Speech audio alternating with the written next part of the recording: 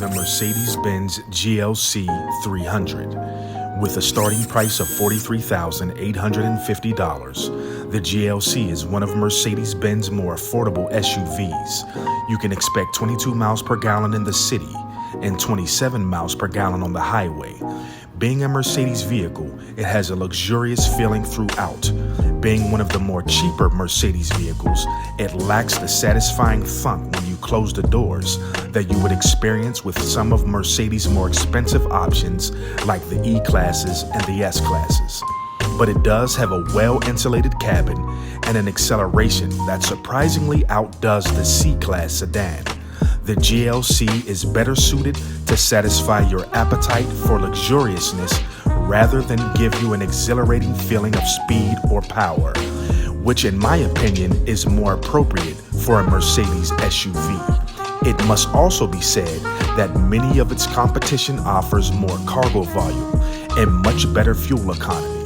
But when it comes to the feeling of luxury, as usual, Mercedes is second to none.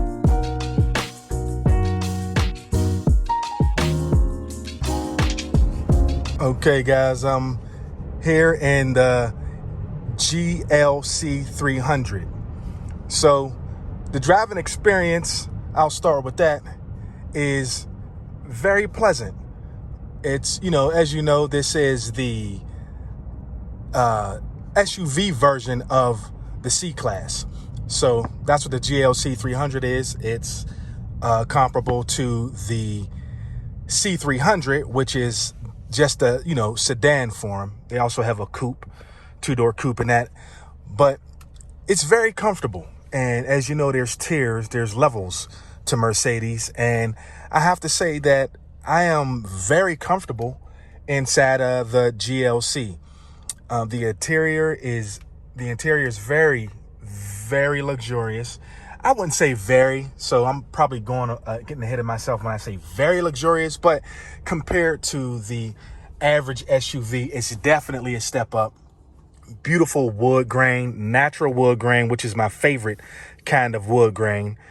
It's, not the shiny wood grain that you see a lot of times. Actually, that reminds me of old school. I always prefer the natural wood grain over the glossy now. And I also am not too fond of the piano black that they do a lot of times. It's shiny, it gets scratched up.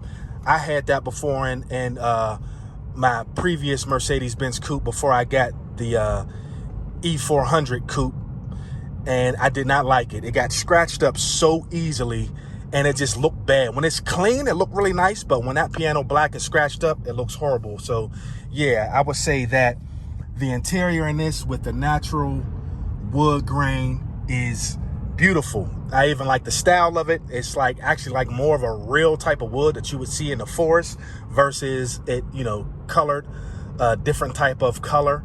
So I definitely appreciate that. Sound system is really nice in this GLC, and it's not the biggest. I would say it's like a mid-size SUV versus some of the smaller ones. And you guys, excuse me, this guy on a motorcycle in front of me. So, it's pretty comfortable, but it's not too big. Definitely nowhere near compared to, because I had a GLS before. That's like the biggest SUV you could get out of Mercedes. And it's nowhere near as big as that, but it's not as big as the GLE, which is the one step up from this. It's a nice size SUV, although it's considered the smallest. Actually, there's a B class too, GLB, which I'm not sure, is smaller than the C class. I think the B may be the first tier. So yeah, I'm definitely impressed with the quality of this vehicle. In terms of the features that you get, it's pretty par for the course for Mercedes, with the infotainment center.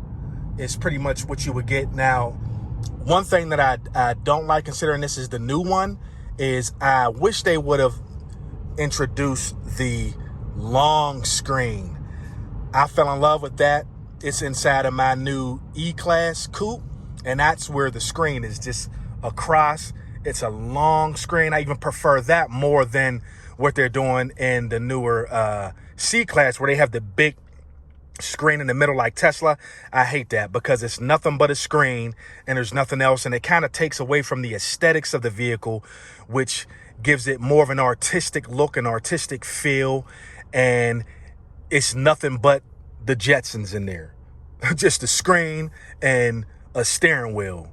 You know, I'm exaggerating a little bit, but you get my point.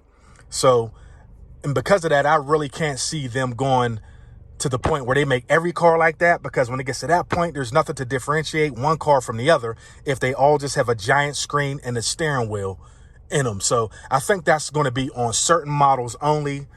But this right here is nice. It's a step up from when they used to do just a square screen.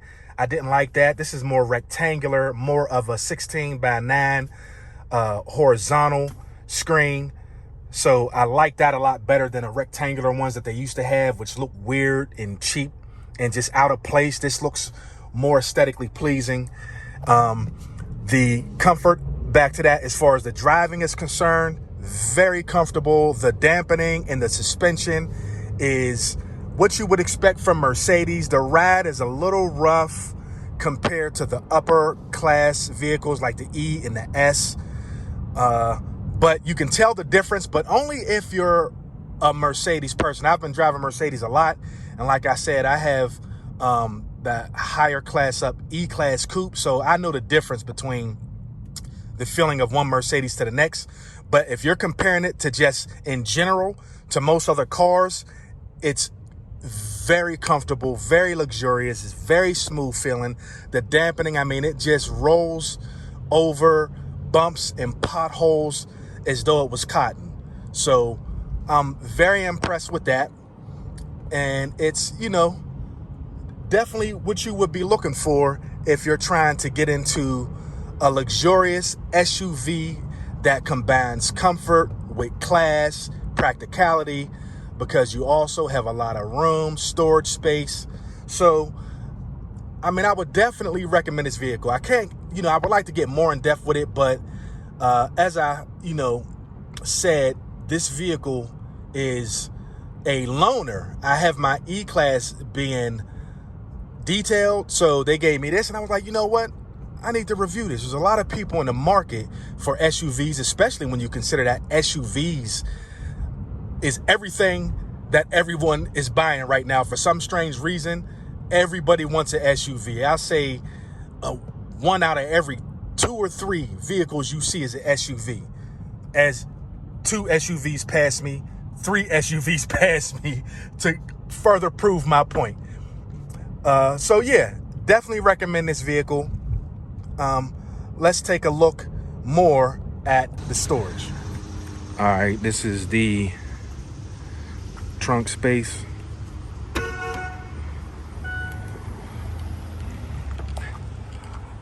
Decent amount of space.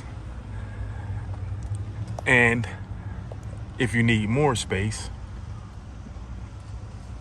press this latch here. Press this latch here. And it pretty much doubles the space.